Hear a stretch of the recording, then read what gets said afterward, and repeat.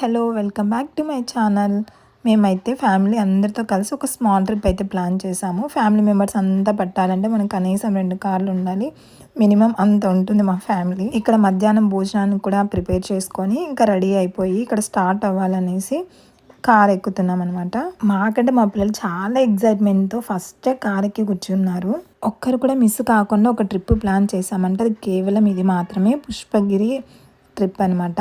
ఎవ్వరు కూడా మిస్ అవ్వలేదు. అందరం కూడా ఇక్కడ వెళ్తున్నాం అనమాట. ముఖ్యంగా మా అత్తకైతే పుష్పగిరి వెళ్ళాలని చాలా కోరిక. దట్స్ వై ఇక్కడ అందరం కూడా వెళ్ళడానికి రెడీ అయ్యాము. ఇక్కడ నా ఫీలింగ్ ఏంటంటే లాస్ట్ టైము దగ్గరలో ఉన్న కన్నతీర్థానికి అయితే వెళ్ళాము. అప్పుడు నాకు ఫుల్ వామిటింగ్స్ అయితే అయ్యాయి. అందుకే ఈసారి కూడా అలా అవుతుందో ఏమో అని ఎక్కడ అన్కంఫర్టబుల్గా అదొక ఫీలింగ్తో కూర్చున్నాను కార్లో. ఇది రూట్ అనమాట. మేము వెళ్ళే రూట్ పుష్పగిరి రూట్. ఆల్మోస్ట్ మేము దగ్గరికి అయితే వచ్చేసాము. అదొక్కడ గుడి కనిపిస్తుంది కదా, ఇది చాలా పురాతనమైన గుడి అంట. ఈ ప్లేస్ వచ్చేసి ప్రొద్దుటూరు నుంచి 40 కిలోమీటర్స్ డిస్టెన్స్లో ఉంటుంది. దీనికి పుష్పగిరి అని ఎందుకు వచ్చిందంటే పేరు, అంతకంటే ముందు పెద్దలు చెప్పే ఒక చిన్న స్టోరీ నేను మీతో చెప్తాను. ఒక ముసలా ఆయన చనిపోవాలని నిర్ణయించుకొని పుష్పగిరి వెనకలో ఉన్న ఒక పెన్నా రివర్లో దూకేస్తాడంట. బట్ దూకిన తర్వాత అతను చనిపోవడానికి బదులుగా ఒక యంగ్ మ్యాన్ లాగా, ఒక యవ్వనంగా తిరిగి పైకి తెలిసిన దేవుళ్ళు ఆంజనేయ స్వామిని పంపించి అక్కడ ఒక కొండని వేయమని చెప్తాడంట. ఆంజనేయ ఒక కొండని తీసుకొని వచ్చి వేయగానే నదిలో అది మునిగిపోవడానికి బదులుగా పైకి తేలుతుందంట. అందుకే దానికి పుష్పంలాగా ఫ్లోట్ అవుతుంది అనేసి పుష్పగిరి టెంపుల్ అని పేరు పెట్టారు. ఇక మా విషయానికి వస్తే మా వాళ్ళందరూ వెళ్ళి పూజలు చేసుకుంటున్నారు.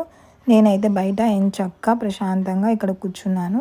దీని మీద చూడండి ఎంత మంచి ఫినిషింగ్తో ఈ రాళ్ళ మీద బొమ్మలు చెక్కారు. వీటిలోనే మొత్తం హిస్టరీ అంతా దాగుంది. దీని గురించి పూర్తిగా అయితే మాకు తెలియదు. మాకు పెద్దలు చెప్పిన కొన్ని విషయాలు నేను మీతో షేర్ చేసుకున్నాను. ఇక ఇక్కడ గుడి చుట్టూ తిరుగుతూ మేము కొన్ని డీటెయిల్స్ని గమనిస్తూ ఉన్నాము. ఇక అత్త మామయ్య అయితే అలసిపోయి కార్లో కూర్చొని ఇట్లా బయట చల్లగా కూర్చున్నారు. ఇక మా వాళ్ళైతే ఇక్కడ దీపాలు పెడుతూ బిజీగా ఉన్నారు.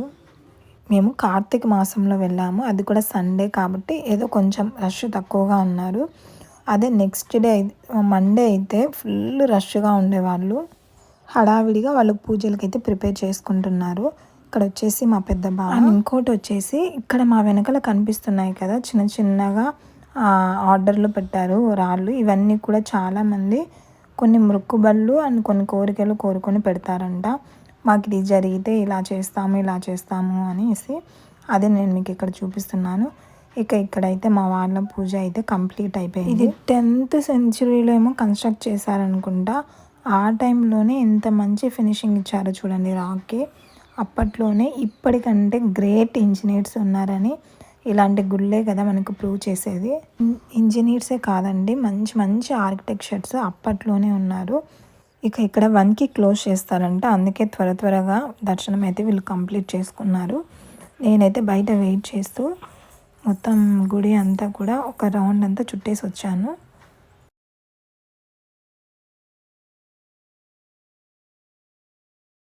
నేను ఇక్కడ ఒక చైల్డ్హుడ్ మెమరీ చూపిస్తాను రండి. మీరు కూడా చూసే ఉంటారు ఖచ్చితంగా. నేను ఇక్కడ చెట్టు మీద చూపిస్తున్నాను కదా, అవి చూడండి. అవి ముద్దులు, పెద్ద ముద్దులు పైనుంచి కిందికి వేలాడదీశారు. అండ్ వన్ మోర్ థింగ్ వచ్చేసి ఈ పూల చెట్టు పేరు నాకైతే తెలియదు. బట్ చిన్నప్పుడు అయితే బాగా ఆడుకునే వాళ్ళం, వీటితో బాగా టైం స్పెండ్ చేసేవాళ్ళము. ఈ పూలు నేను మీకు దగ్గర నుంచి చూపిద్దామనేసి ఇక్కడ చూస్తున్నాను, ఏ పూలు తీసుకుంటే బాగుంటాయి అనేసి. ఈ చెట్టు కొమ్మలు ఎందుకు వేలాడదీశారైతే నాకు తెలియదు, దీని వెనుక ఉన్న హిస్టరీ. బట్ చూడటానికి అయితే చాలా విచిత్రంగా అనిపించింది. ఇవి వచ్చేసి మేము ఈ చిన్నప్పుడు ఎలా ఆడుకునే వాళ్ళమో నేను మీకు చూపిస్తాను. ఫస్ట్ ఫ్లవర్స్ తీసుకొని చిన్నగా అలా చేత్తో అలా నుదిమేసి నోట్లో పెట్టుకుంటే బుడ్డలాగా వస్తాయి. ఆ బుడ్డల్ని మేము ఇలా 4 మీద టపా అని కొట్టేసుకున్నాం. మనం కాదు, మన ఫ్రెండ్స్కి ఎక్కువ కొట్టేవాళ్ళము. అదే చిన్నప్పుడు బాగా టైం స్పెండ్ చేసాం వీటితో అయితే. ఇదేనండి గుడి మొత్తం కూడా. వీటి డీటెయిల్స్ అందుకు పూర్తిగా అయితే నాకు తెలియదు, వీటి హిస్టరీ కూడా నాకు తెలియదు. నేను ఇక్కడే ఇక బయట లోపలికి వెళ్ళకూడదు అనేసి బయటే ఉండిపోయాను. ఇక ఇక్కడికైతే ఏంటి అసలు ఎందుకు ఇలా పెట్టారు అని నేను మా ఆయన్ని అడుగుతున్నాను. అంటే ఆయన చెప్తున్నారు, ఎవరైనా మనసులో కొన్ని కోరికలు కోరుకొని పెట్టేస్తే అవి జరిగితే మేము ఇవి చేస్తాం అవి చేస్తామని మొక్కుబళ్ళు మొక్కుంటారు కదా, దానికోసమని ఇవన్నీ అలా పెట్టేశారంట. అవి జరుగుతాయో జరగవో తెలియదు, అది వాళ్ళ నమ్మకం మీద అయితే ఆధారపడి ఉంటుంది. ఇక మా ఫ్యామిలీ మెంబర్స్ అందరూ కూడా దర్శనానికి లోపలికి వెళ్ళి దర్శనం చేసుకొని అయితే బయటికి తిరిగి వచ్చేసారు. ఇక మేము ఇంకా లంచ్కి అయితే వెళ్ళాలి.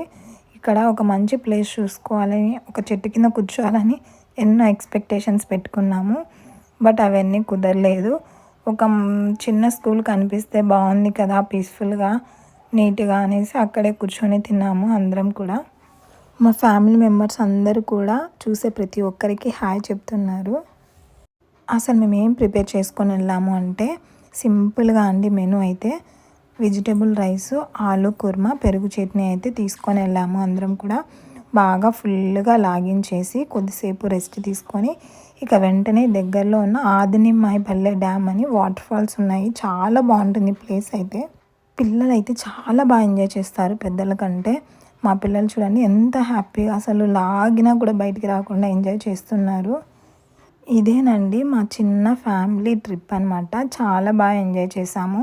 ముఖ్యంగా ఈవినింగ్ వరకు ఈ వాటర్ ఫాల్స్లోనే బాగా టైం స్పెండ్ చేసాము హోల్ ఫ్యామిలీ అంతా కూడా. This is our happy and small trip. Please subscribe చేసుకోండి. మీకు ఎలా అనిపించిందో కామెంట్ చేయండి. Bye bye.